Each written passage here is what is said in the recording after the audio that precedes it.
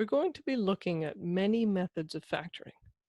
Before we get into the new ones, we're going to go over quadratic factoring to make sure you're good at it and you're quick at it.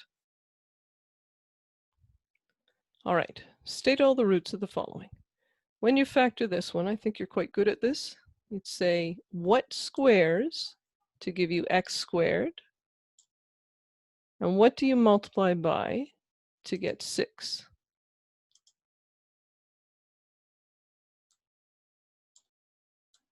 So that's where those numbers come from. What gives you x squared? What gives you 6?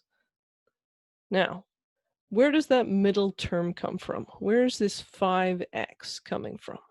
When we multiply everything out, taking x plus 2 by x plus 3, there's our x squared, which we expected, x times x. There's the 6 that we expected, 2 times 3. And the 2x and the 3x, where they're coming from are these terms right here. The 2 times x gives us 2x. The 3 times x gives us 3x. We can then solve that. What makes this equal 0? -2. What makes this one equal 0? -3. So again, the way I'd like you to think about this, what gives us x squared? What gives us 6? Check the middle term by doing this to make sure we get the right middle term. Now, why do I want you to think of this a different way? Because I'm going to start putting more numbers in here. Okay, so let's try it. We're saying what multiplies to 5x squared? So the only thing I've got is 5x and 1x. What multiplies to 3? It's got to be 3 and 1. You've got two choices. You can either put the 3 and 1 here or the other way around. Let's check. Is there a way to get 8x out of this? Looks like it, doesn't it? That would give us 3x and that would give us 5x. So looking at it nicely, there's our 3x and 5x. Now to get -8, we'd need this one negative and this one negative. So that would make that a -1 and that a -3. Double check that. We're doing a great job. What would x equal? 3/5 and 1. Now, if you're looking at this and saying, well, what if we put them in the other bracket? So what if we'd done 5x and 1x multiplying to 5x squared? What multiplies to 3? 3 and 1. And we went to check it, and there was no way of getting 8x. So we'd have x and 15x. When it does not work, all you have to do is swap where you put those numbers. So we'd move them, giving us this, and that'll factor beautifully.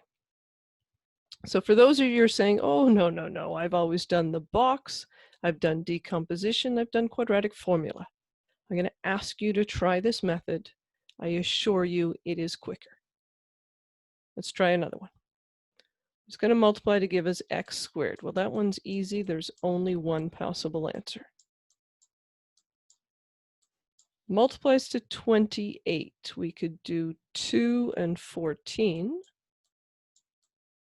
I don't think there's any way of getting 3 out of that. We could do 4 and 7. Oh, that looks better, doesn't it? 4x and 7x. I think we're going to be able to get the 3x out of this. So let's check. Now, how do we get -3? If we made the 7 negative and the 4 positive, that gives us -3x. The 7x wanted to be negative. The 4x wanted to be positive. Yep. And then x equals -4 and 7. Okay, you try this one. Multiplies to 3x squared. Only got one possibility on that. Multiplies to 8. We could try 4 and 2. We've got 4 and 6. I don't think I can get 14 out of that, so we'll try it a different way. Let's go back to 3x and x. I'll just swap them and see if that helps. 4 and 2. 2x and 12x. Ooh, that looks good for 14, doesn't it? So let's try that. Got 2x, 12x. I need negative 14x if they were both negative. So that means that's negative and that's negative. Then it'll factor perfectly. And again, the only reason I'm checking the middle terms is because we're 100% sure that this gives us 3x squared, because that's how we decided to break it up. We said what multiplies to 3x squared, so there's no point in checking that. The same with the 2 and the 4, because we said what multiplies to 8. So that's why we don't check those, and we only check the middle term. Let's keep going. If those are our factors, what are the answers? What would make that equal 0? 2 over 3. What would make this one equal 0? 4. Now, if anyone's having trouble with this part, you're asking yourself, what makes 3x minus 2 equal 0? So you're really saying what makes 3x equal 2. And then to get x by itself, you divide by 3. So that's where the 2/3 comes from. Let's do some more. Factoring 5x squared minus 14x plus 8. Okay, what multiplies to 5x squared?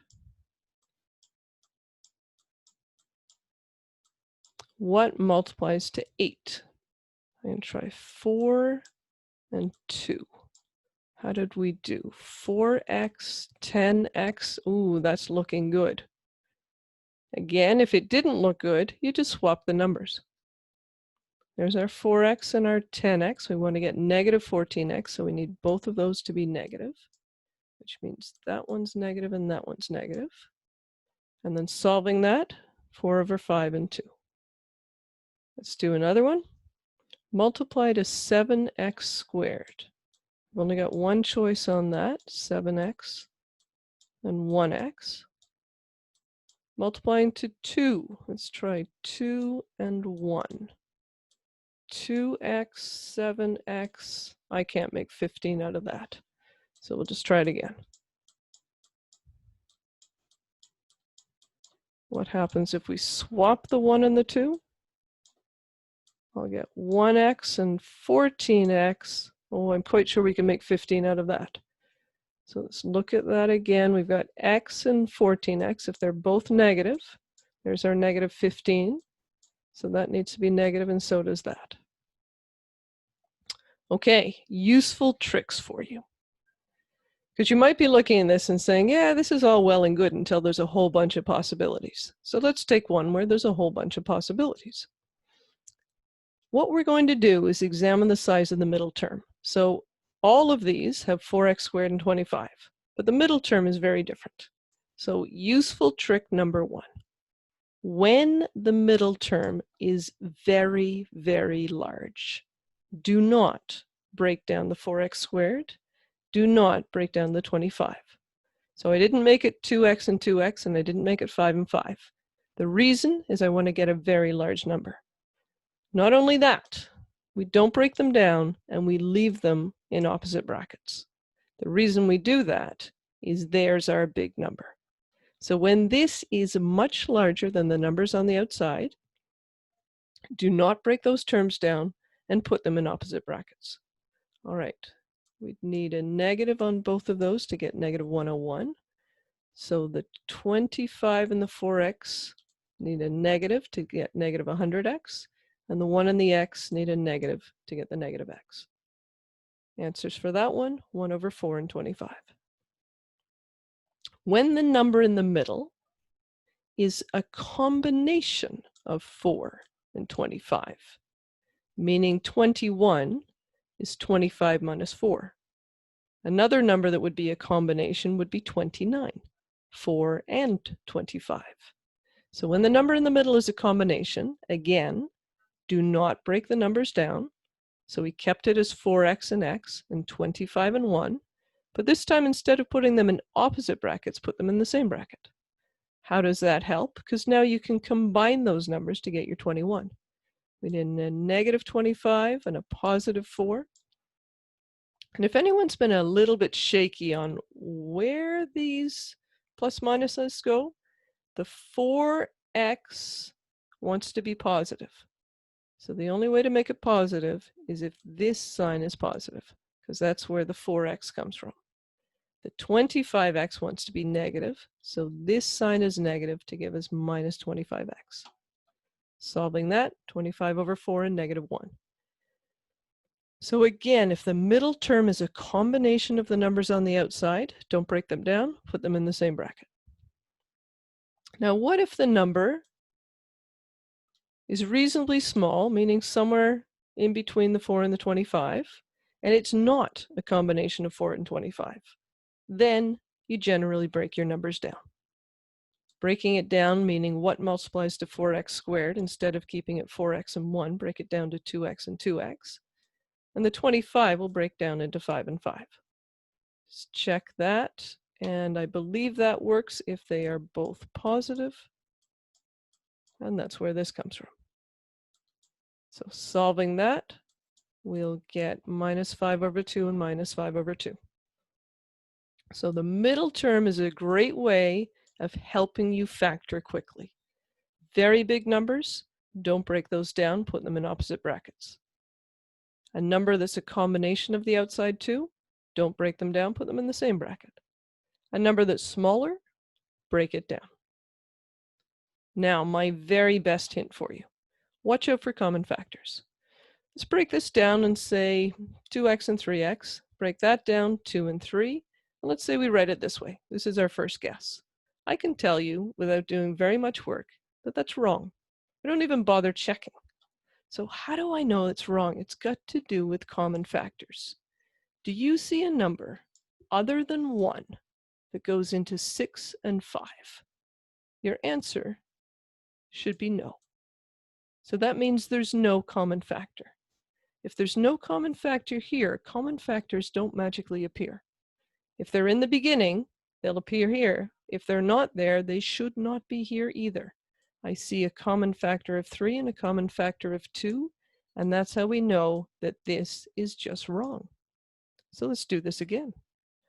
Multiplying to 6x squared, we could have 3x and 2x. Multiplying to 6, we have another 2 and 3, and I cannot put the 3 here, because if we do, it's a common factor. So the only way we can do this, if we break it down, is to factor it that way. And let's check if that works. There's 4x and 9x, and we can make 5 out of that, if this is positive and that one's negative. That'll give us answers of 2/3 and negative 3 over 2. So this hint for factoring is the one I use always. It's so quick. So when you have lots of possibilities for there, it'll help you eliminate a lot of possibilities right away. If there's no common factors at the beginning, you cannot have them in the brackets. So watch out for that one. One last thing that should be in your mind. How do you know if you can factor or if you need to use the quadratic formula? It comes down to this. The quadratic formula, negative b plus or minus the root of b squared minus 4ac all over 2a. The b squared minus 4ac under the root determines whether you factor, or you need to use the quadratic, or you say the roots are imaginary. It's known as the discriminant. So the discriminant just helps you distinguish between different possibilities. So let's look at the discriminant in this case. B squared, I have 1 for B, 1 for A, and negative 1 for C. When we work that out, we get an answer of 5.